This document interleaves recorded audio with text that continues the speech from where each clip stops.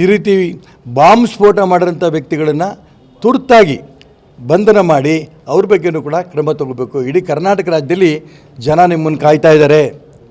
ಲೋಕಸಭೆ ಚುನಾವಣಾ ಬಂದಂಥ ಸಂದರ್ಭದಲ್ಲಿ ಆ ಭಯೋತ್ಪಾದಕ ಚಟುವಟಿಕೆಗಳು ನಿಲ್ಲಬೇಕಾದ್ರೆ ಆ ರಾಷ್ಟ್ರದ್ರೋಹಿಗಳಿಗೆ ಈ ಸರ್ಕಾರ ಬಿಗಿ ಕ್ರಮ ತಗೊಳ್ತಾ ಇದೆ ಅನ್ನಂಥ ಭಯ ಹುಟ್ಟಿಸ್ಬೇಕು.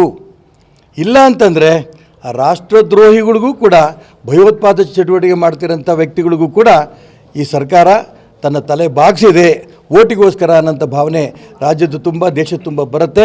ನಾನು ಮುಖ್ಯಮಂತ್ರಿಗಳಿಗೆ ಗೃಹ ಮಂತ್ರಿಗಳಿಗೆ ಈ ಸಂದರ್ಭದಲ್ಲಿ ಹೇಳೋಕ್ಕೆ ಇಷ್ಟಪಡ್ತೇನೆ. ಮುಂಚೆನೇ ನಿಮ್ಮ ಉಪಮುಖ್ಯಮಂತ್ರಿ ಡಿ ಕೆ ಶಿವಕುಮಾರ್ ಅವರ ಬಾಯಿನಿಗೆ ಬಿಗ ಹಾಕಿ ಹುಚ್ಚುಚ್ಚಾಗಿ ಹೇಳಿಕೆಗಳು ಕೊಡೋದು ಸೂಕ್ತ ಅಲ್ಲ. ನೀನು ಕೊಟ್ಟಂಥ ಹೇಳಿಕೆನೇ ಇಡೀ ರಾಜ್ಯ ಜನ ನಂಬಕ್ಕೆ ಸಾಧ್ಯ ಇಲ್ಲ. ಅದಕ್ಕೋಸ್ಕರ ಅವ್ರೇನು ಹೇಳಿಕೆಗಳು ಕೊಟ್ಟಿದ್ದಾರೆ ಅದು ರಾಷ್ಟ್ರದ್ರೋಹಿ ಹೇಳಿಕೆಗೆ ಬೆಂಬಲ ಕೊಟ್ಟಂಗೆ. ಅದಕ್ಕೆ ಅವ್ರು ಕ್ಷಮೆ ಕೇಳಬೇಕು ಮುಂಚೆ ತಕ್ಷಣ ರಾಜ್ಯದ ಜನರದ್ದು.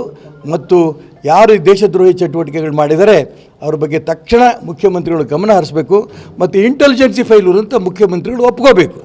ಇದು ನನ್ನ ಒತ್ತಾಯ.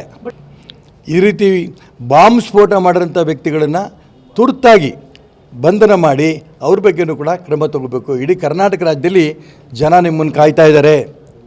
ಲೋಕಸಭೆ ಚುನಾವಣಾ ಬಂದಂಥ ಸಂದರ್ಭದಲ್ಲಿ ಆ ಭಯೋತ್ಪಾದಕ ಚಟುವಟಿಕೆಗಳು ನಿಲ್ಲಬೇಕಾದ್ರೆ ಆ ರಾಷ್ಟ್ರದ್ರೋಹಿಗಳಿಗೆ ಈ ಸರ್ಕಾರ ಬಿಗಿ ಕ್ರಮ ತಗೊಳ್ತಾ ಇದೆ ಅನ್ನೋಂಥ ಭಯ ಹುಟ್ಟಿಸ್ಬೇಕು. ಇಲ್ಲ ಅಂತಂದರೆ ಆ ರಾಷ್ಟ್ರದ್ರೋಹಿಗಳಿಗೂ ಕೂಡ ಭಯೋತ್ಪಾದಕ ಚಟುವಟಿಕೆ ಮಾಡ್ತಿರೋಂಥ ವ್ಯಕ್ತಿಗಳಿಗೂ ಕೂಡ ಈ ಸರ್ಕಾರ ತನ್ನ ತಲೆ ಬಾಗಿಸಿದೆ ಓಟಿಗೋಸ್ಕರ ಅನ್ನೋಂಥ ಭಾವನೆ ರಾಜ್ಯದ ತುಂಬ ದೇಶದ ತುಂಬ ಬರುತ್ತೆ. ನಾನು ಮುಖ್ಯಮಂತ್ರಿಗಳಿಗೆ ಗೃಹ ಮಂತ್ರಿಗಳಿಗೆ ಈ ಸಂದರ್ಭದಲ್ಲಿ ಹೇಳೋಕ್ಕೆ ಇಷ್ಟಪಡ್ತೇನೆ. ಮುಂಚೆನೇ ನಿಮ್ಮ ಉಪಮುಖ್ಯಮಂತ್ರಿ ಡಿ ಕೆ ಶಿವಕುಮಾರ್ ಅವರ ಬಾಯಿನಿಗೆ ಬಿಗ ಹಾಕಿ ಹುಚ್ಚುಚ್ಚಾಗಿ ಹೇಳಿಕೆಗಳು ಕೊಡೋದು ಸೂಕ್ತ ಅಲ್ಲ. ನೀನು ಕೊಟ್ಟಂಥ ಹೇಳಿಕೆನೇ ಇಡೀ ರಾಜ್ಯ ಜನ ನಂಬಕ್ಕೆ ಸಾಧ್ಯ ಇಲ್ಲ. ಅದಕ್ಕೋಸ್ಕರ ಅವ್ರೇನು ಹೇಳಿಕೆಗಳು ಕೊಟ್ಟಿದ್ದಾರೆ ಅದು ರಾಷ್ಟ್ರದ್ರೋಹಿ ಹೇಳಿಕೆಗೆ ಬೆಂಬಲ ಕೊಟ್ಟಂಗೆ. ಅದಕ್ಕೆ ಅವ್ರು ಕ್ಷಮೆ ಕೇಳಬೇಕು ಮುಂಚೆ ತಕ್ಷಣ ರಾಜ್ಯದ ಜನರದ್ದು.